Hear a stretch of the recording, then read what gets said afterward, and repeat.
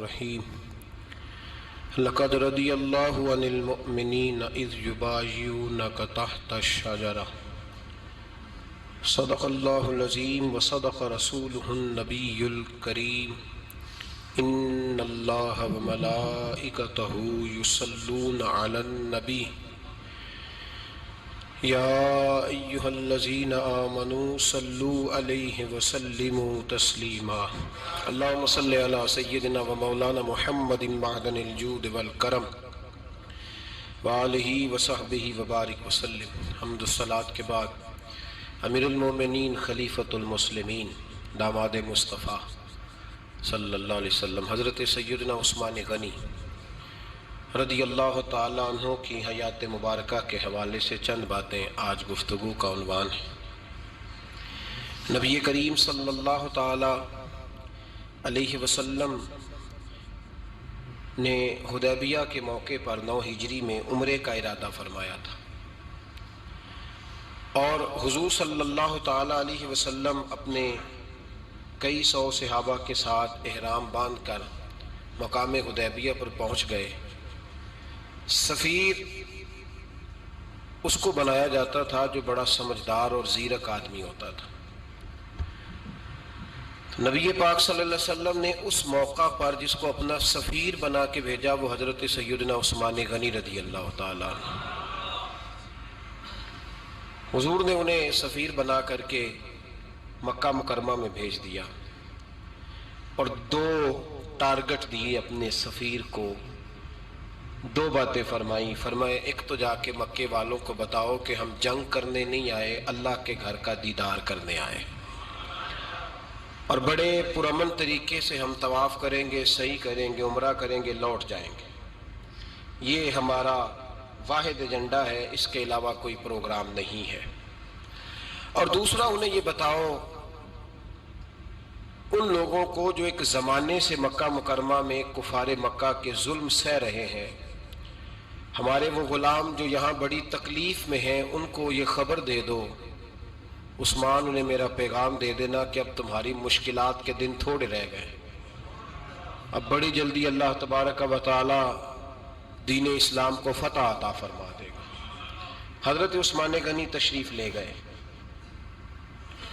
جب حضرت عثمان غنی وہاں پہنچے تو کفار نے آپ کو روک لیا۔ انہوں نے کہا کہ آپ رکیے، دیر ہو گئی۔ ادھر ابو سفیان نے حضرت عثمان غنی رضی اللہ تعالیٰ عنہ کو یہ کہا کہ ہم نبی پاک صلی اللہ علیہ وسلم کو اور ان کے صحابہ کو عمرہ نہیں کرنے دیں گے، آپ اگر چاہیں تو وہ سامنے بیت اللہ شریف ہے، طواف کریں، آب زمزم پئیں، حجر اسود پہ جائیں، مقام ابراہیم پہ جائیں، صفا مروہ کریں، آپ چاہیں تو کر لیں۔ تو حضرت عثمان غنی رضی اللہ تعالیٰ عنہ فرمانے لگے میں تڑپ رہا ہوں کعبے کے طواف کے لیے، لیکن میں بیت اللہ کا طواف اسی وقت کروں گا جب آگے آگے مجھے میرے مصطفیٰ کریم نظر آئیں گے صلی اللہ تعالیٰ علیہ وسلم۔ لوگ آج پوچھتے ہیں کہ بغیر مدینہ شریف جائے حج مکمل نہیں ہوتا۔ میں نے کہا مدینہ شریف کے بغیر حج ہو جاتا ہے، پر مدینے والے کے بغیر نہیں ہوتا، اس لیے کہ حضور نے فرمایا صحیح مسلم میں خذوا عنی مناسککم، حج کے طریقے مجھ سے سیکھو۔ اللہ نے تو کہہ دیا حج کرو، تفصیل تو بتائی نہیں، تو اب آپ کو حضور سے سیکھنا پڑے گا۔ مدینے کے بغیر تو شاید حج ہو جائے، پر مدینے والے کے بغیر حج نہیں ہوتا۔ حضرت عثمان غنی رضی اللہ تعالیٰ عنہ کہنے لگے میں طواف ضرور کروں گا، پر اس وقت کروں گا جب مجھے حضور آگے آگے نظر آئیں گے۔ ادھر ایک شخص نے حضور کی بارگاہ میں بھی کہا اپنوں کا نہ پتہ ہوتا ہے، دل بدستاور کے حج اکبر است۔ جو دل ہوتے ہیں نا، دل کو دل سے راہ ہوتی ہے۔ یہ کئی دفعہ جسم علیحدہ علیحدہ ہوتے ہیں پر یہ اکٹھے دھڑک رہے ہوتے ہیں، تو دل کو راہ ہوتی ہے۔ عرض کی یا رسول اللہ صلی اللہ علیہ وسلم عثمان غنی تو طواف کر رہے ہوں گے، صفا مروہ میں ہوں گے، بڑی موج ہوگی، آب زمزم کھول کے پی رہے ہوں گے۔ حضور نے سامنے والے کا چہرہ غور سے دیکھا، فرمایا عثمان کو تم زیادہ جانتے ہو کہ میں زیادہ جانتا ہوں؟ یا رسول اللہ آپ ہی زیادہ جانتے ہیں۔ فرمایا پھر فکر نہ کرو، عثمان میرے بغیر طواف نہیں کرے گا۔ بات ختم ہو گئی۔ میرے بغیر عثمان طواف نہیں کرے گا، ختم ہو۔ اب کسی نے افواہ پھیلا دی کہ حضرت عثمان غنی کو شہید کر دیا گیا،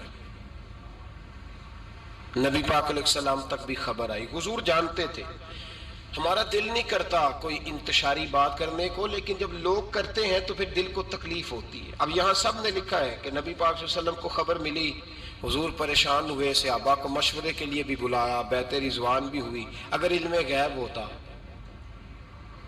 یہ سارا کچھ نہ ہوتا، اور میں نے کہا خدا کے بندے اگر حضور اپنا علم غیب اس وقت ظاہر کرتے تو حضرت عثمان کے لیے قرآن کی آیتیں نہ نازل ہوتی، اس بیعت کے تذکرے نہ ہوتے۔ ہر بات پہ لوگ معاذ اللہ تعالیٰ۔ اب دیکھیے نا، یہاں یہ جملہ چھوڑنے کی کیا ضرورت ہے؟ تم قوم کو کیا دے رہے ہو؟ لوگوں کو کیا بتا رہے ہو کہ نبی پاک علیہ السلام اندھیرے میں بیٹھ کے فیصلے کر رہے تھے؟ کیا بتا رہے؟ آج انٹیلیجنس کی رپورٹس بتا دیتی ہیں کہ وہ فلاں کس طرح کا ماحول ہے اور آپ نے کس طرح کرنا ہے، تو تمہیں اپنی خفیہ ایجنسیوں کے مطابق تم فیصلہ کرو تو کہتے ہو ہم بھئی اندھیرے میں فیصلہ نہیں کر رہے، ہمیں رپورٹ ہے تو فیصلہ کر رہے ہیں۔ اور نبی پاک علیہ السلام کے بارے میں تم لوگوں کو یہ بتا رہے ہو کہ حضور اندھیرے میں فیصلہ کر دیتے تھے، پتہ ہی نہیں تھا۔ کس طرح کی بات کرتے ہو؟ میرے محبوب پاک علیہ السلام فرماتے ہیں کہ اللہ تبارک و تعالیٰ نے مجھے اس طرح کا علم عطا فرمایا ہے کہ جو تمہارے ذہن میں ہو مجھ سے پوچھو، میں فوراً تمہیں جواب دوں گا۔ لیکن لوگ اڑ گئے ہیں، کیا کیا جائے؟ اور عجیب فلسفہ ہے، یہاں بھی گرہ لگا دی، پتہ ہوتا تو یہ سارا۔ اور میں نے کہا خدا کے بندے اگر یہ سارا کچھ نہ ہوتا تو پھر یہ آیتیں کیسے نازل ہوتی؟ پھر صبح قیامت تک حضرت عثمان غنی کی عظمتوں کا کیسے پتہ چلتا؟ جب خبر ملی نا کہ حضرت عثمان غنی کو شہید کر دیا گیا تو حضور نے صحابہ کو بلایا، فرمایا آؤ میری بیعت کرو، حالانکہ بیعت پہلے ہو چکی، آؤ دوبارہ بیعت کرو۔ یا رسول اللہ کس چیز کی بیعت کرنی ہے؟ تو نبی پاک نے فرمایا میرے ہاتھ پہ بیعت کرو کہ ہم عثمان غنی کے خون کا بدلہ لیے بغیر یہاں سے جائیں گے نہیں، ہم عثمان کے خون کا بدلہ لیے بغیر یہاں سے جائیں گے۔ اور حوالہ کسی نے دیکھنا علامہ اسماعیل حقی کا تو میں دکھاؤں گا، جس شخص نے دوڑ کر سب سے پہلے نبی پاک کی بیعت کی وہ مولا علی شیر خدا تھے، کہ یا رسول اللہ جانے نہیں عثمان کا خون کا بدلہ لیے بغیر۔ سب سے پہلے شیر خدا آگے بڑھے۔ آج لوگ انہی لوگوں میں اختلاف دکھانے کی کوشش کرتے ہیں، صحیح لا حاصل کرتے ہیں۔ سب سے پہلے دوڑ کر حضرت شیر خدا آگے بڑھے، کہا حضور میں بیعت کرتا ہوں۔ نبی پاک نے صحابہ کے ہاتھوں میں بیعت ہو رہی ہے۔ یہ وہ والا واقعہ نہیں جو اس چوک میں پیش آیا تھا، یہ وہ والا واقعہ نہیں جو میرے ساتھ ہوا تھا تو میں آپ کو سنا رہا ہوں، یہ وہ والا واقعہ ہے جو رب کو اتنا پسند آیا کہ اللہ نے قرآن پاک میں بیان فرما دیا ہے۔ اس کی اہمیت کا اندازہ لگائے کہ رب کریم کو اتنا محبوب ہے یہ انداز کہ قرآن میں بیان کیا۔ ایک درخت تھا، کانٹوں والا درخت، اس کو شارحین نے لکھا ہے، کچھ لوگ کہتے ہیں بیری کا درخت تھا۔ نبی پاک درخت کے نیچے بیٹھ گئے، فرمایا بیعت کرو سارے۔ کن کے لیے بیعت ہو رہی ہے؟ حضرت عثمان غنی کے لیے۔ ایک بیعت دین کے لیے ہوئی، قرآن کے لیے ہوئی، حدیث کے لیے ہوئی، اللہ کی توحید کے لیے، اور آج نئے سرے سے بیعت ہو رہی ہے۔ کس کے لیے؟ بول کے بتائیے۔ حضرت سیدنا عثمان غنی رضی اللہ تعالیٰ عنہ، اس شخص کی عظمت کا کوئی اندازہ کر سکتا ہے جن کے لیے نبی پاک نے خاص کر کے تخصیص کر کے ایز اے اسپیشل بیعت لی۔ اور صحابہ نے جب بیعت کی تو اللہ کو اتنی پسند آئی کہ قرآن مجید کی سورہ فتح کی آیت نمبر 18 میں بیان کیا، فرمایا لقد رضی اللہ عن المؤمنین اذ یبایعونک تحت الشجرہ، فرمایا محبوب تحقیق اللہ ان مومنوں سے راضی ہے جو درخت کے نیچے آپ کی بیعت کر رہے تھے۔